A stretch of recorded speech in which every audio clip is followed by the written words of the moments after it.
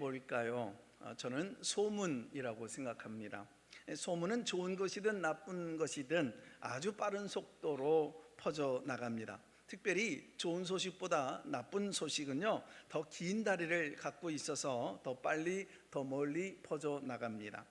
당대의 의인이요, 스타라고 할 수 있는 욥이 갑자기 기가 막힌 재난을 만나서 몰락했다라고 하는 이 소식은 그야말로 세계적이고 국제적인 특종 기삭감입니다.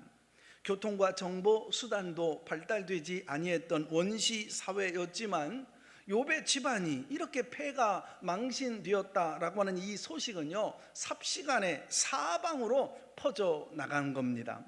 입에서 입으로 전해지는 과정 속에서 소문은 눈덩이처럼 부풀어져서 온갖 희한한 말들이 떠돌아 다녔을 것으로 우리는 짐작이 되어지는 거죠. 욥에게는 자랑스러운 3명의 친구가 있었다는 게 이게 얼마나 큰 위안인지, 욥이 재기 불가능할 정도로 끔찍한 불행을 당했다는 소식을 듣고 한 걸음으로 그 먼 거리에서 그들과 함께 약속하고 찾아온 겁니다. 이 친구들도 욥에 대한 별의별 소문을 다 들었겠지 않았겠습니까? 욥이 나쁜 짓 하다가 벌 받았다는 둥, 욥이 몹쓸 사람이었는데 그거 잘 됐네 라는 둥, 친구에 대한 안 좋은 소문들, 부정적인 소문들도 많이 들었을 거예요. 그러나 중요한 것은 이 세 친구는 욥을 믿었다는 사실입니다. 신의를 저버리지 아니했다는 것입니다. 그래서 찾아온 거죠. 그들이 욥을 찾아온 동기는 어디까지나 순수하고 선한 것이라고 할 수 있습니다. 11절 그 목적을 분명하게 밝히고 있어요.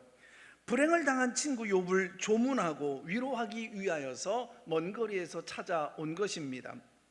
원래 친구라고 하는 것은 동서고금을 막론하고 누구에게든지 다정한 느낌을 주지 않습니까? 원래 친구라고 하는 말은 내가 너를 사랑한다, 아모레라는 말에서 유래되어졌습니다. 영국의 어느 출판사에서 친구라고 하는 이 뜻을 가장 잘 정리한 사람에게 상금을 주기로 공모를 했는데 1차적으로 세 문장이 다음과 같이 당선되었다는 거예요. 기쁨은 곱해주고 고통은 나누는 사람, 우리의 침묵을 잘 이해해 줄 아는 사람. 그러니까 친구는 굳이 긴 말하지 않아도 서로 이해가 되는 사람이라는 거죠. 그리고 온 세상이 나의 곁을 떠났을 때 나에게 찾아올 줄 아는 사람, 이게 친구라는 거예요. 오늘 본문은 친구에 대한 굉장히 이상적인 모습을 생생하게 보여줘요. 그래서 저는 욥기 2장을 기초로 해서 친구의 3가지 특징을 영어 3C로 잠깐 말씀을 나누려고 그러는 거예요.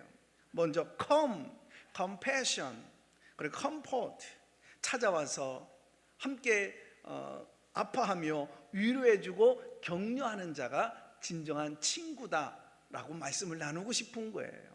오늘 본문은요, 짧지만 의미가 들어가 있는 말씀이에요. 욥의 친구들은 멀리서도 찾아왔어요. 만신창이가 되어진 친구 욥을 보면서 소리 높여 울어요. 대성통곡하며 울어요. 그리고 마치 일주일 동안이나 인생의 고통의 밤을 같이 보내면서 위로하고 격려해주는 참 아름다운 모습을 보여주고 있어요. 참 이 세상 얼마나 각박해요. 세상살이 살기 힘든 이때에 이렇게 소중한 친구, 욥의 3명의 친구와 같은 아름다운 친구가 우리 모두 되어질 수 있다라고 한다면 우리 공동체는 따뜻해질 거고 이 세상은 살만할 겁니다. 자, 우리는 어떤 친구가 되어야 할까요? 그리고 나에겐 어떤 친구가 필요할까요? 첫째로 come, 찾아가는 친구입니다. 11절입니다. 욥의 친구들은 그 멀리 있는 곳 지역에서도 마다하지 않고 욥이 어렵다고 하니까 찾아온 것입니다. 우리는 여기서 2가지 단어에 집중해야 돼요. 욥이 갑작스러운 재난으로 인해서 고통스러운 밤을 보내고 있었던 시절입니다.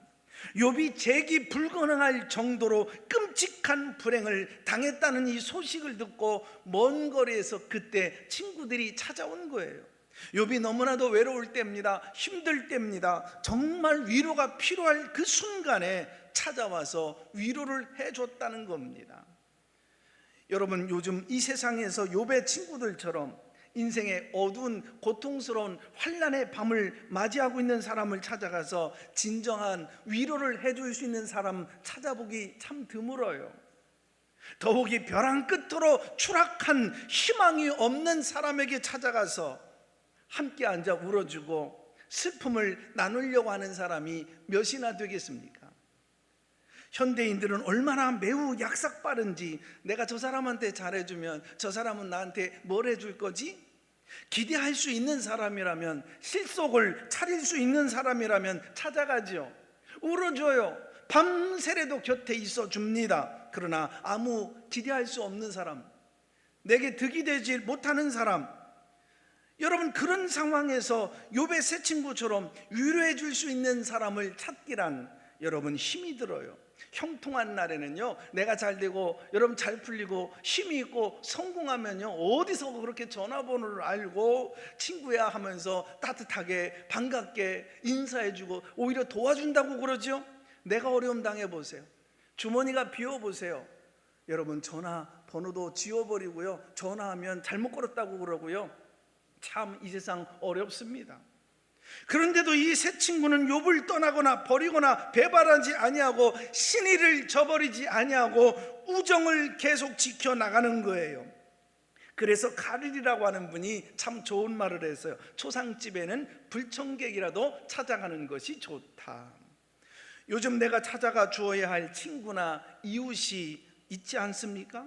그래서 오늘 설교가 추상적이거나 형이사학적인 우정론을 얘기하려고 하는 것이 아니라, 저와 여러분이 이번 한 주간 이 사이에 아픔을 겪고 있는 식구들은 누군지, 구역 식구들, 선교회 식구들, 우리 친지, 가족, 이웃, 전도 대상자, 그래서 그들의 아픔을 이해하고 또 전화라도 해주고 직접 찾아가야 될 식구들이 있다면 욥의 친구들처럼 직접 찾아가주는 좋은 친구가 될 수 있기를 주님의 이름으로 축복합니다.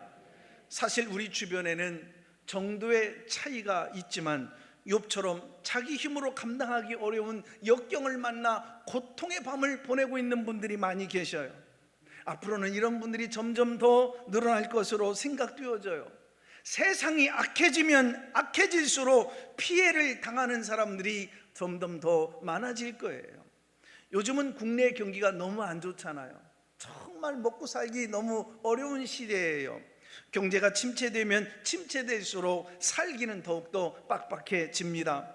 수많은 사람들이 직장을 잃고 생활고에 허덕일 위험 부담을 우리는 안고 있어요. 또 날이 갈수록 괴상한 병은 자꾸 늘어나요. 병원 가기가 무섭답니다. 한번 검사 좀 해보시죠. 혹은 암이나 또 발생되지 아니할까 두려워요. 현대의학으로도 도저히 치료가 불가능한 난치병, 언제 누구에게, 우리 가족에게 기승을 부릴지 알질 못합니다. 우리 사회는 지금 가치관이 몹시 흔들리는 혼미한 상태에 빠져 있어요. 그래서 비행 청소년이 많습니다. 방자하게 행동하는 자식들로 인해서 남에게 말 못할 고민을 안고 고통당하는 부모님들이 날이 갈수록 많아지고 있어요. 부부 문제가 심각합니다. 이혼하는 부부가 점점 늘어나요. 부부 사이도 잘못하면 서로 찔리고, 여러분, 찔리는 살벌한 관계로 언제 돌변할지 모르는 위험을 안고 있습니다. 노인 문제는 어떨까요? 노쇠한 노인들이 뒷방으로 몰리는 신세가 되어갑니다. 평생 겪어보지 못한 마음고생을 하느라 밤잠을 이루지 못하는 노인분들이 많이 계시다고 그래요. 욥의 고통, 옛날에만 있었던 거 아니에요. 현재도 있어요. 앞으로도 더욱 눈에 띄게 많이 생길 것으로 추측되어져요. 오늘 우리도 주변에서 고통과 슬픔을 당하는 형제들이 있다고 한다면 욥의 새 친구들처럼 찾아가야 합니다. 슬픔 당할 때 위로받기를 원한다면 슬픔 당하는, 여러분, 슬픔 당하기 전에 먼저 고통 중에 있는 사람을 찾아가서 위로해 줄 줄 아는 사람이 되어야 됩니다. 세계 제1차 대전 중에 있었던 일입니다. 미국에서 어떤 두 친구가 한 마을에서 또 자라나서 학교도 다니고 그리고 또 정말 그렇게 사이좋은 친구였는데 정말 중마고우였답니다. 죽치고 마주 앉아 고스톱 치는 친구였답니다. 우리도 뭐 옛날이나 지금이나 그렇습니다만 같이 자라고 같이 학교도 다니고 혹은 군대도 같이 가는 거예요. 부대도 같이 배치받았어요. 그러다가 한 전투에 공교롭게 투입돼 가지고 전장에 나갔는데, 그런데 그 전투가 너무나 치열한 겁니다. 폭탄이 빗발치는 상황 속에서 한 친구가 그만 포탄에 맞아 총상을 맞아가지고 중상을 입었어요. 적진 가까운 곳에 쓰러져 죽어가고 있는 상황입니다. 전투가 얼마나 치열한 상황 속인지 한 친구가 멀리 참호 속에서 이 광경을 보고 본능적으로 친구에게 쏜살같이 달려가고 싶었지만 전우들이 붙잡은 거예요. 그리고 지휘관이 명령으로 만류해요. 가면 안 돼. 너 가면 너마저도 죽어. 애절한 마음으로, 안타까운 마음으로 총탄에 맞아 피 흘려 죽어가는 그 모습을 그냥 지켜볼 수밖에 없었던 이 친구는 지휘관이 한눈 파는 그 사이에 쏜살같이 적진으로 달려가서 그 친구를 어깨에 메고 기적적으로 돌아왔대요. 돌아왔으나 어깨에 업힌 친구는 이미 죽어 있었습니다. 지휘관은 화가 납니다. 내가 가지 말라고 그랬잖아. 너마저 죽을 뻔했잖아. 이때 이 친구를 어깨에 메고 온 이 형제가 분대장에게 말을 합니다. 분대장님, 제 친구가 저에게 뭐라고 말하고 죽었는지 아세요? 그 친구는 저에게 가슴 찡한 말을 남기고 숨을 거뒀거든요. 친구야, 나는 네가 올 줄을 알았어. 친구야, 나는 네가 정말 올 줄을 알았어. 본문은 욥의 친구들에게 이렇게 말을 했어요. 친구야, 내가 힘들 때, 내가 외로울 때, 내가 어두운 고난의 밤을 맞이할 때 다른 사람은 몰라도 내 친구들은 올 줄을 알았어. 당신은 어떤 친구입니까? 혹시 최근에 건강에 어려움을 겪고 경제적인 어려움을 겪고 인간관계에 어려움을 겪고 실패를 안고 주저앉아 있는 고통의 밤을 보내고 계신 분 누군가가 나는 네가 나에게 전화 올 줄 알았어. 너는 내게 찾아올 줄을 알았어. 이렇게 말할 친구가 있을 겁니다. 이렇게 찾아오길 기다리는 친구가 있을 것입니다. 그러면 당신은 그런 분 앞에 어떤 친구입니까? 두 번째, 오늘 욥기를 보면서 살펴볼 시 두 번째는 컴패션입니다. 함께 아파하는 친구입니다. 욥의 친구들은 극심한 고통 중에 있는 욥을 찾아와서 그 곁에서 함께 아파하며 가슴 앓이를 해요. 12절에 그들의 진정한 우정을 얼마나 적나라하게 잘 묘사를 하고 있는지, 만신창이가 되어진 욥을 보는 순간 친구들은 너무 찢어지는 듯 아파해 대성통곡하며 애고지정을 나누는 그 모습을 보여주잖아요. 눈을 들어보니 이게 욥이야. 욥인지 할 수 없을 만큼 완전히 얼굴도 변형되어지고 뼈만 남고 너무 고통스러워하는 그 모습, 완전히 만신창이가 되어진 그 욥을 보면서 일제히 소리질러 웁니다. 각자 자기 겉옷을 찢어버립니다. 하늘을 향해 티끌을 날리고 머리 위에 뿌리면서 함께 고통을 나누는 컴패션, 진정한 우정의 모습입니다. 이처럼 동정이란 몸과 마음을 같이 나누는 사랑을 얘기합니다. 진정한 동정은 슬픔을 공유함으로 상대방의 그 고통을 덜어주는, 그 도움을 주는 역할을 하는 거죠.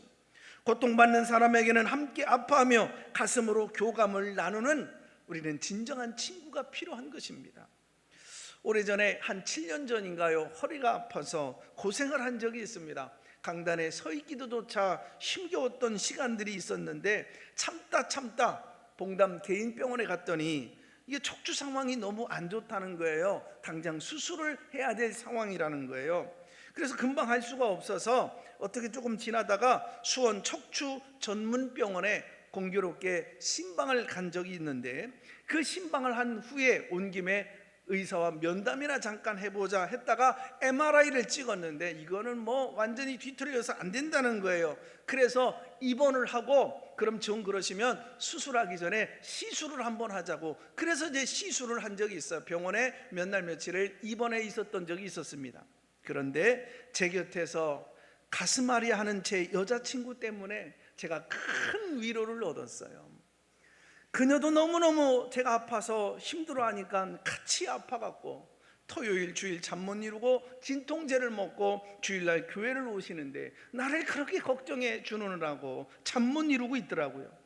입원하려고 온 것이 아니기 때문에 그래서 입원한 성도 기도해주고 오려고 갔다가 그렇게 이제 오려고 한 건데, 갑작스럽게 제가 입원한 상태라 신발도 또 칫솔도 또 뭐 수건도 이런 게 준비가 안 된 거예요.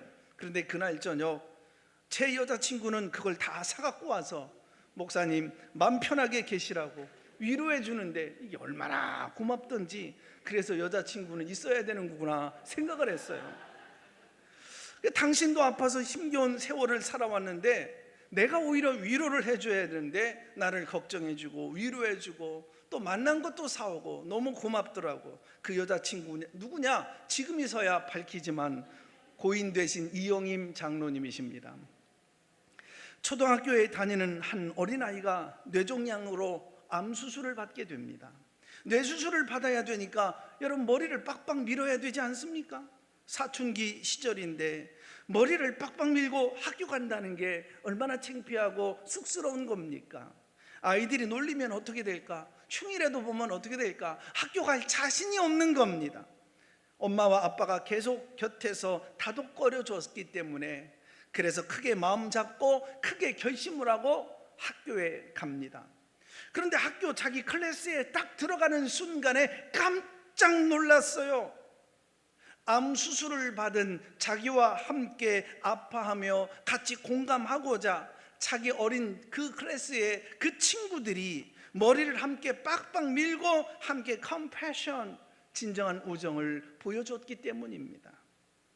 우리 교우들이나 가족들이 암으로 수술하는 분들이 여러 계실 수 있잖아요.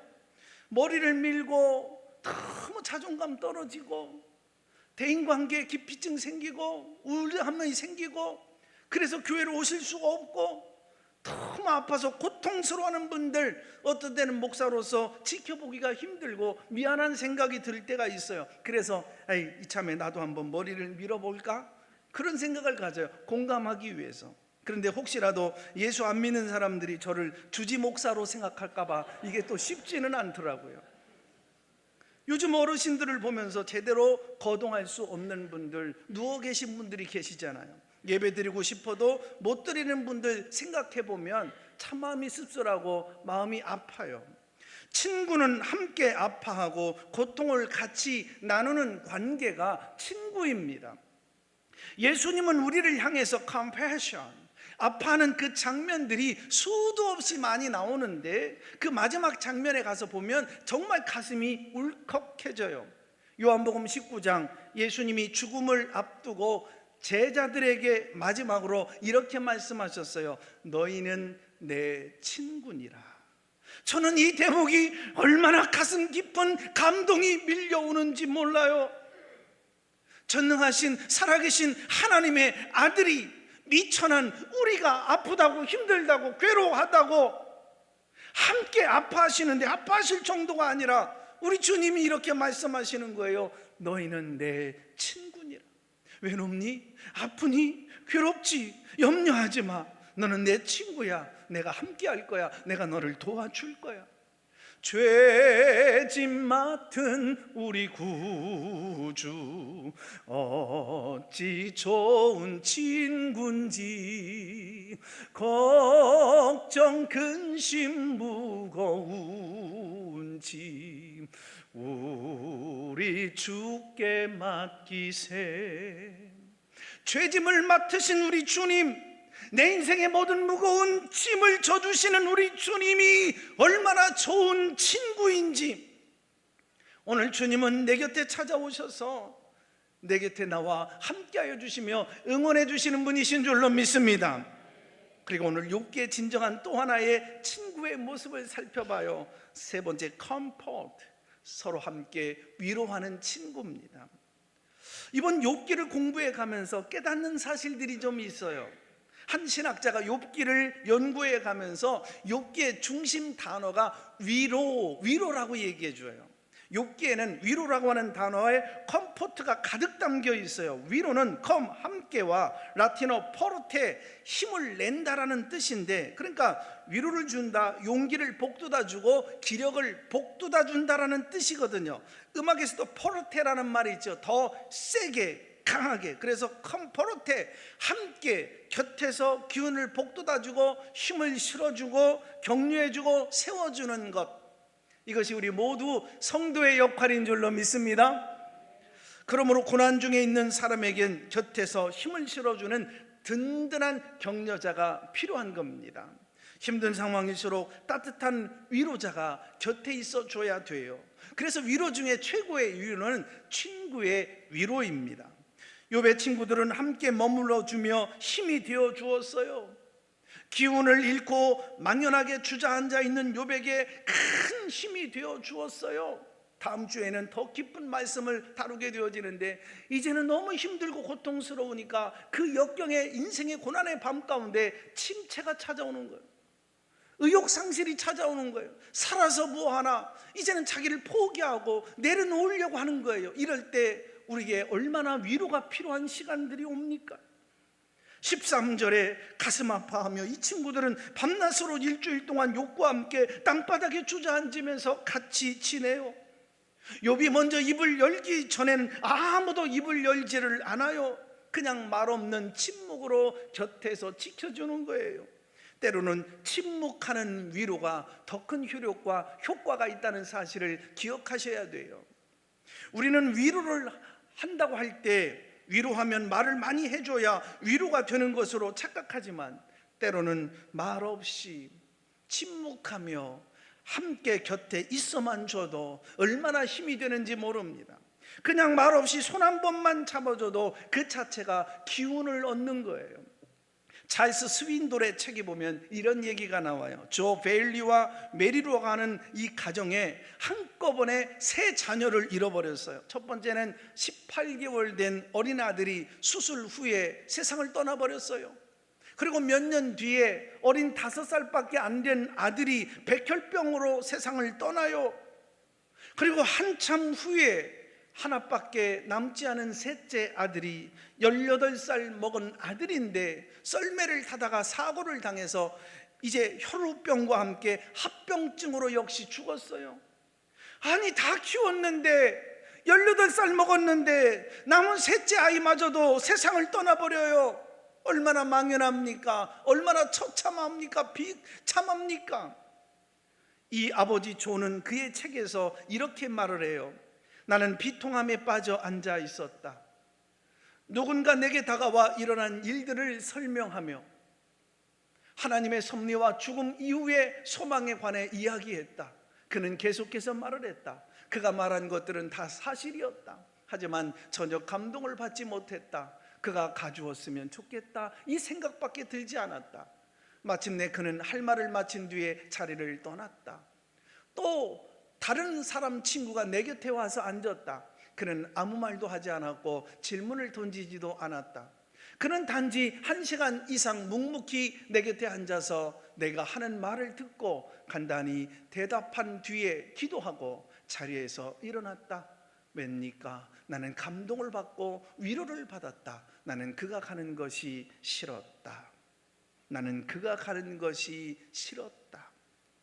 어느 상담학자가 고통 중에 있는 사람들을 상대로 이런 질문을 했어요. 당신이 고통당하고 있을 때, 인생의 고난의 밤을 맞이하고 있을 때 어떤 사람에게 가장 위로가 되어지고 도움이 되어지던가요? 이 질문에 대답한 사람들의 공통점은 단 한마디였습니다.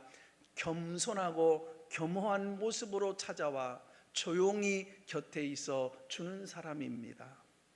나에게 찾아와서 당신이 이런 어려움을 겪게 되어진 것은, 실패하게 되어진 것은, 고통의 밤을 맞이하게 되어진 것은, 당신이 이런 잘못을 했고 이런 선택을 했고 또 이러한 결론을 내렸기 때문에, 당신이 너무 교만했기 때문에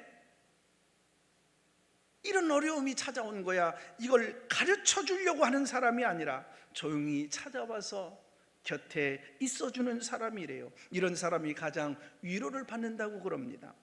가끔 믿음 좋다고 하는 분들이 왠지 살벌하다라고 하는 느낌을 가질 때가 있어요. 남편이나 부모님이 죽어서 가슴 찢어가는 그 오열을 하며 심히 통곡하고 있는 분을 붙들고 아이고 그만 좀 해라.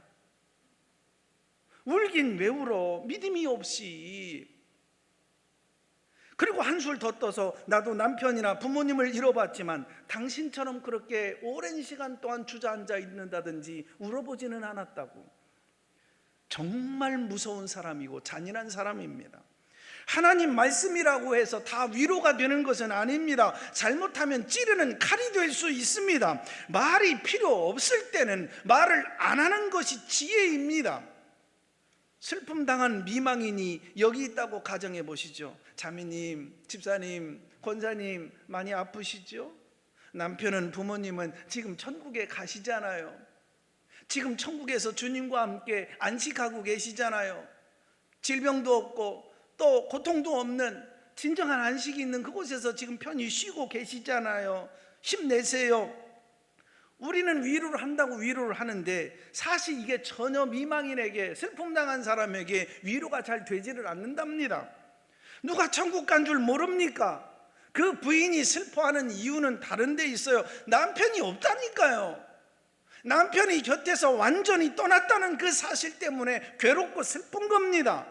남편이 천국 갔냐 안 갔느냐 때문에 슬퍼하는 거 아니에요. 천국 갔으니까 위로를 받으시오. 이 말은 당신 남편이 지금 제주도에 가서 잘 쉬고 있으니 걱정하지 마시고 슬퍼하지 마세요 라는 말과 다를 바가 없어요. 아니, 제주도에 간 남편은 언젠가 다시 돌아올 수 있으니 부인이 두려워 떨며 슬퍼할 이유가 없는 거지요. 그러니까 이런 위로가 앞뒤가 안 맞는 겁니다. 한편 천국에 갔으니 위로 받으라 라는 말이 인간적인 입장에서 그래서 위로가 되지를 못하는 겁니다. 미망인이 슬퍼한 이유는 있어야 될 사람이 없기 때문에, 슬픔의 진위가 어디에 있는가를 알지 못하고 함부로 말하는 것은 아무리 진리라 할지라도 위로가 되지를 못합니다. 우리는 위로를 한다고 해도, 잘 해보려고 해도 완전한 위로는 되지 못합니다. 그저 고통의 터널을 무사히 잘 빠져나갈 수 있도록 일시적 힘을 주고 도와주는 것, 이거에 불과합니다. 하나님만이 고통당하는 사람을 완전히 위로할 수 있는 줄로 믿습니다. 완전히 치료하여 주시는 분이신 줄로 믿습니다. 우리가 무슨 재주로 그들의 고통을 어루만지고 치료할 수 있더란 말입니까? 그래서 명심해야 될 것은 마치 자신이 치료자가 다 된 것처럼 함부로 말하는 것을 삼가는 것입니다. 성경을 조금 안다고, 조금 배웠다고 남의 고난을 쉽게 해석하려고 해서는 안 됩니다. 교회 출석한 연조가 좀 있다고 해서 남의 고난을 향해서 설교를 하려고 해서는 안 됩니다. 이 설교, 이 해석, 이 분석, 이 변론이 오히려 친구의 고난을 가중시킬 수 있습니다. 차라리 아무 말 하지 말고 가만히 있는 것이 도와줄 수도 있습니다. 정직하게 함께 침묵을 지킬 줄 아는 것이 훨씬 더 위로가 될 수 있어요. 침묵이 때로는 더 지혜로운 말이 될 수 있고요, 침묵이 때로는 할 수 없는 위로를 주며 상처받은 가슴을 열어줄 수 있고 전해줄 수 있는 것입니다. 처음에도 말씀드린 것처럼 지금 우리 주변에는, 우리 교회 안에서도 가족의 여러분 여러 가지 위로가 필요한 분들이 얼마나 많이 계셔요. 경제 사정이 좋지 않아서 회사마다 감원을 한다고 그러는데, 자녀들이 한참 공부할 시기에 머리는 커져가는데 시집장가도 보내야 되는데 미처는 준비되어지지 않냐고 거기에 가장이 실직되어진다고 한다면 가정이 여간 힘든 게 아니잖아요. 자녀가 재수 삼수를 했는데 합격을 하지 못할 때 그 시리에 빠진 그 가정, 부모들은 얼마나 낙심될까요? 교회 안에 중병을 앓고 계신 분들, 연세 드신 분들, 정말 두려움 가운데 있는 분들도 계실 거예요. 어떻게 그들을 위로할 수 있고 당신은 그들에게 좋은 위로자가 될 수 있을까요? 그들의 딱한 처지를 나의 처지로 여기고 함께 곁에 있으며 위로해 주는 자가 되고 싶지 않습니까? 그들은 말이나 지식이 필요하지 않습니다. 마음에 있는 사랑을 표정으로, 행동으로 보여주는 진정한 위로가 필요할 뿐입니다. 우리가 좋은 위로자가 되려고 할 때 주님은 우리를 통해서 반드시 힘을 얻도록, 새 힘을 얻도록, 용기를 북돋아 주도록, 치료하고 회복하도록 역사하여 주실 줄로 믿습니다. 아무리 고통이 심하고 슬픔의 골이 깊다고 할지라도 예수님은 우리를 통해서 넘어진 자 일어나게 해주실 줄로 믿습니다. 여러분, 힘 주시고 능력 주시고 싸매 주실 줄로 믿습니다. 스티븐 존슨 박사는 자신의 인간 관계에 대하여 스스로 질문을 던져가 보면서 점검해 보라고 4가지를 제시했어요. 먼저, 당신이 개인적으로 곤경에 처했을 때 금방 부를 수 있는 친구가 최소한 한 사람이라도 있습니까? 당신은 사전에 알리지도 않고 불쑥 찾아갈 수 있는 그런 친구 있습니까? 변명할 필요도 없이 언제나 찾아갈 수 있는 그 친구, 당신은 함께 오락 활동을 할 수 있는, 함께 놀 수 있는 그런 친구가 있습니까? 당신은 경제적으로 갑자기 어려움에 처했을 때 당신에게 선뜻 돈을 빌려줄 사람이 있습니까? 정말 어려움에 처했을 때 기꺼이 계산하지 않고 돈도 빌려줄 수 있고 지원해 줄 수 있는 친구가 계신가요? 자, 옆에 계신 분들 물끄러미 한번 쳐다보시죠. 쳐다보세요. 오늘 저녁 사주실 수 있죠? 한번 물어보세요. 어떻습니까? 언제든지 금방 부를 수 있는 친구, 언제든지 불쑥 찾아갈 수 있는 친구, 언제든지 함께 놀 수 있는 친구, 더 나아가서 어떤 어려움에도 선뜻 손을 벌릴 수 있는 친구가 있습니까? 그리고 당신은 그런 친구가 되십니까? 잠언서 18장 24절에선 소중한 친구를 이렇게 표현해요. 어떤 친구는 형제보다도 더 친밀하다. 어떤 친구는요, 참 가까운 친구가 형제보다도, 친가족보다도 더 친밀하고 더 좋을 때가 있어요. 오늘 아침 고 함석헌 선생님의 시를 소개하면서 말씀을 마무리할까 합니다. 참 감동적인 시고요, 우리 가슴을 뭉클하게 하는 아름다운 시예요. 그대는 가졌는가 였습니다. 그 사람을 가졌는가, 말리길 나서는 날 처자를 내맡기며 마음 놓고 갈 만한 사람, 그 사람을 그대는 가졌는가? 온 세상 다 너를 버려 마음이 외로울 때도 너뿐이야 하고 믿어주는 그 사람을 그대는 가졌는가? 탔던 배가 가라앉을 때 구멍대를 서로 사양하며 너만은 제발 살아다오 할 그 사람을 그대는 가졌는가? 잊지 못할 이 세상을 놓고 떠나려고 할 때 너 하나 있으니 하며 빙그레 웃고 눈을 감을 그 사람을 그대는 가졌는가? 온 세상의 예보다도 아니요 라고 가만히 머리를 흔들어 진실로 충원해 줄 수 있는 그 한 사람을 그대는 가졌는가? 그 사람이 곧 당신과 함께 하시는 예수님이신 줄로 믿습니다.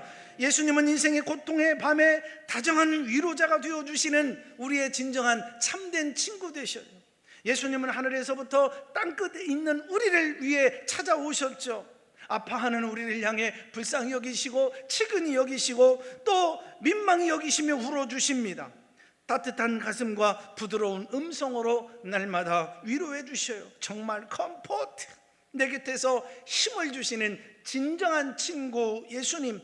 오늘 예수님은 인생의 고통의 한밤중에서도 날 위해 기꺼이 찾아오셔서 아파하시고 울어주시는 주님, 오늘 당신에게도 그 예수님이 계십니까?